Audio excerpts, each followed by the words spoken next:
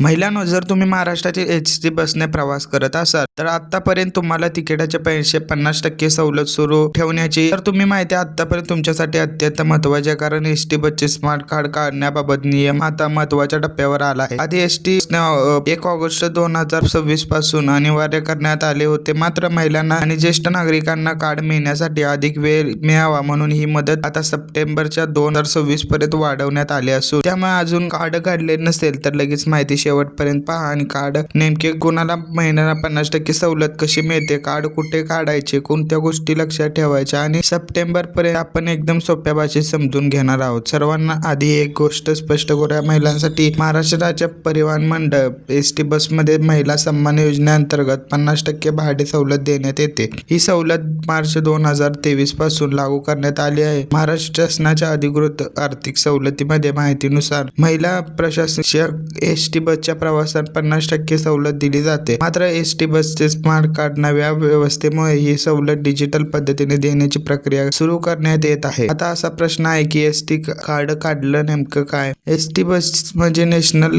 Communication card हे smart card आहे. सध्या भाषेत सांगायचं झालं तर प्रवाशांना प्रवासातील सवलती व व्यवहार आर्थिक डिजिटल आणि व्यवस्थित या कार्डचा वापर केला जाणार आहे. एसटी मंडळाचे सवलतीचे प्रशासनासाठी कार्डाची नोंदणी आणि वितरित प्रक्रिया सुरू केली आहे. या निर्णयामुळे एक महत्त्वाचा उद्देश म्हणजे सवलतीच्या व्यवस्थेमध्ये अधिक पारदर्शक आणणे आणि सवलत आणि कोणत्याही प्रकार मिळते त्या प्रवाशाची पात्रता काय आहे, प्रत्यक्ष प्रवासाच्या वेळी कोणकोणत्या सवलती लागू होऊ शकतात, डिजिटल पद्धतीने हाताळण्याचा प्रयत्न या व्यवस्थेतून केला जातो. आणि महिलांसाठी सर्वात मोठा मुद्दा म्हणजे 50% सवलत. महिला सन्मान योजनेअंतर्गत महाराष्ट्र एसटी बसमध्ये महिलांना 50% भाडे सवलत दिली मिळते. एखाद्या प्रवासाचे पात्र भाडे सवलतीनुसार महिला प्रशासनास सुधारणे 50% भाडे भरावे लागतात. पण तिकिटाचे भाडे, बसचा प्रकार, प्रवासाचा अंतर यावर लागू होऊ शकते. भाडे नियमानुसार ठरते, त्यामुळे प्रत्येक प्रवाशाला नेमके किती रुपये द्यावे लागतात हे कंडक्टरकडून मिळणाऱ्या तिकिटावर पाहणे महत्त्वाचे आहे. आता इथे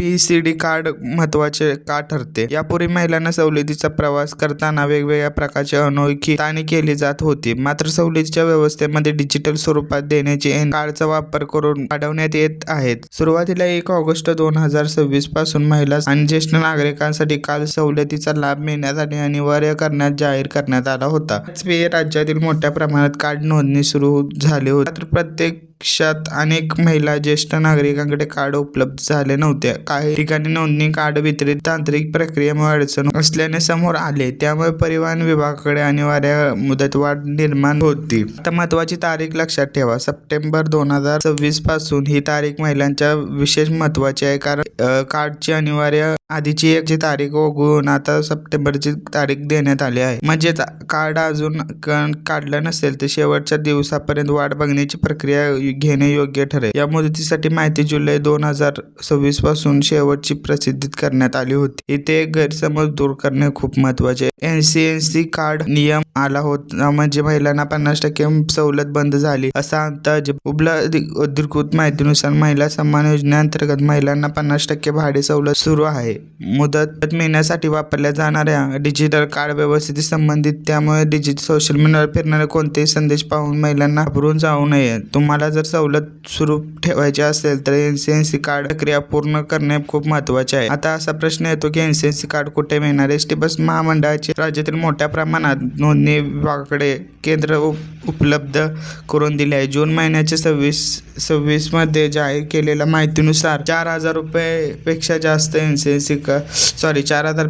NCNC कार्ड वितरित कार्यालयात दिली आहे. त्यामुळे सुमारे 1 लाख लोकांनी नोंदणी पूर्ण केली असून सुमारे 25 लाख कार्ड प्रक्रिया झाली आहे. त्यामुळे तुमच्या जवळपासच्या एसटी अंगून अधिकृत NCNC नोंदणी क्रमांक चौकशी करणे ही सुरक्षित मार्ग आहे. कार्ड काढताना कोणकोणती कागदपत्र लागतात? स्थानिक केंद्रामधील सूचनांना प्राधान्य द्या, कारण केंद्रातील प्रत्येक प्रक्रियेनुसार आवश्यक तपशील फरक असू शकतो. त्यामुळे सोशल मीडियावर एखादे सांगितलं कागदपत्राची यादी समजण्याऐवजी संबंधित एसटी केंद्रामधील प्रत्यक्ष चौकशी करणे अधिकृत योग्य ठरेल. तुमच्याकडे कार्ड आणि मोबाईल क्रमांकानुसार मूलभूत माहिती तयार ठेवणे उपयोगी ठरू शकते. मात्र अंतिम यादी, कागदपत्रे आणि शुल्काबाबत अधिकृत केंद्रामध्ये खात्री करून घ्या. कार्ड मिळाल्यानंतर अनेक महत्त्वाची गोष्ट म्हणजे कार्ड प्रक्रिया आहे का नाही तपासणे. कार्ड हातात आले म्हणजे प्रक्रिया पूर्ण झाली असे समजू नका. कार्ड प्रक्रिया आणि पूर्ण झाली आहे का नाही नोंदणी करून एसटीच्या अधिकृत व्यवस्थेकडून तपासणं खूप महत्त्वाचं आहे. कार्ड प्रक्रिया नसल्यास अशा प्रवासाच्या वेळी अडचण निर्माण होऊ शकते. कार्ड मिळाल्यानंतर व्यवस्थित आहे का नाही खात्री करून घेणे. आता एक उदाहरण घेऊया. समजा एखाद्या